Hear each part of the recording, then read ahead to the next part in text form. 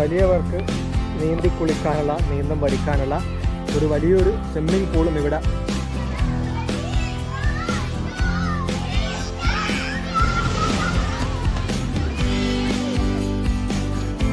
പിന്നെ മറ്റൊരു entertainment, music, water dance ഒക്കെ ഉൾപ്പെടുത്തിക്കൊണ്ട്, അതോടൊപ്പം തന്നെ നമ്മളെ എൻജോയ് ചെയ്യാൻ വരുന്ന ആളുകൾക്ക് നല്ല രീതിയിൽ നിസ്കാര സൗകര്യം ലേഡീസിനും